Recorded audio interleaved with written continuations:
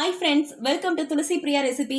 இன்னைக்கு நம்ம சேனல்ல என்ன வீடியோ பார்க்க போறோம் அப்படின்னு வந்து பாத்தீங்கன்னா ரொம்ப சுவையான சேமியா கேசரி தான் ரெடி பண்ண போறோம். வீடியோக்குள்ள போறதுக்கு முன்னாடி நீங்க என்ன நம்ம சேனல் சப்ஸ்கிரைப் பண்ணலன்னா மறக்காம சப்ஸ்கிரைப் பண்ணிக்கோங்க. வீடியோ பிடிச்சிருந்துச்சு அப்படின்னா சின்னதா ஒரு லைக் கொடுத்துக்கோங்க. இப்போ வாங்க வீடியோக்குள்ள போகலாம்.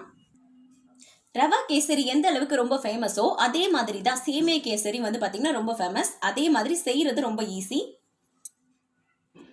சரி வாங்க இதை டக்குன்னு ரெடி பண்ணிடலாம்.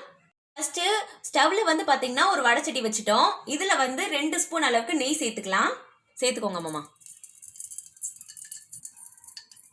2 ஸ்பூன் போட்டோம். அடுத்து என்ன சேர்க்க போறோம்? என்ன சேர்க்க போறீங்க? முந்திரி கிஸ்மிஸ் பழம் சேர்த்துக்கலாம். போட்டு இதை வந்து பாத்தீங்கன்னா லைட்டா வந்து வறுத்துக்கலாம். முந்திரி பழம் வந்து சேஞ்ச் ஆகணும். கிஸ்மிஸ் பழம் வந்து பாத்தீங்கன்னா நல்லா பலூன் மாதிரி உப்பி வரணும். லைட்டா மட்டும் வறுத்துக்கோங்க அம்மம்மா. லைட் அம்மம்மா கலர் சேஞ்ச் ஆயிடுச்சு. இப்போ இதை எடுத்துக்கலாம். எடுத்துக்கோங்க, தனியா எடுத்து வச்சுக்கோங்க. ஒரு பிளேட்ல எடுத்துக்கோங்க. இதே வடைச்சட்டிலே வந்து பாத்தீங்கன்னா நம்ம 1 கப் அளவுக்கு சேமியா சேர்த்துக்கலாம். இதுல வந்து ஆல்ரெடி நெய் இருக்கு கொஞ்சமா.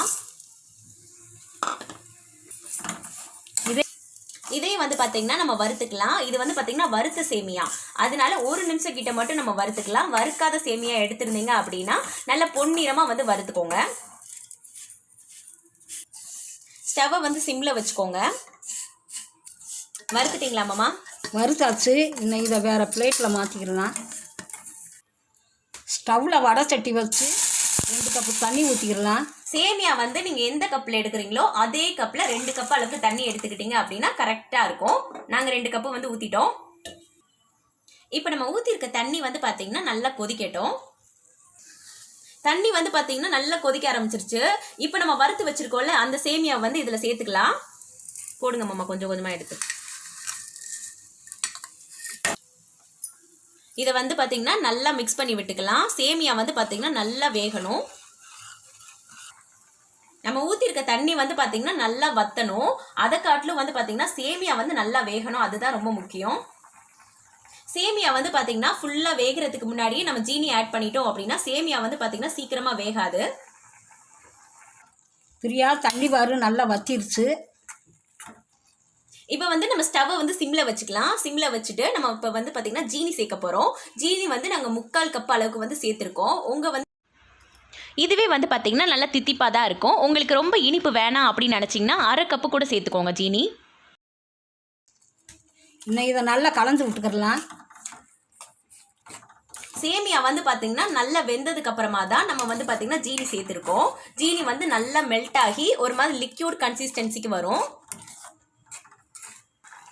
இது கூடவே வந்து பார்த்தீங்கன்னா நம்ம 1 பிஞ்ச் அளவுக்கு உப்பு சேர்த்துக்கலாம். இந்த ஜீனி வந்து பாத்தீங்கன்னா நல்லா மெல்ட் ஆகி கெட்டியாகட்டும். இது அப்பப்போ கலந்து விட்டுக்கிட்டே இருங்க. இப்போ வந்து பாத்தீங்கன்னா நம்ம ஃபுட் கலர் வந்து சேர்க்க போறோம். தண்ணியில வந்து பாத்தீங்கன்னா நல்லா கலந்துட்டு சேர்த்துக்கலாம்.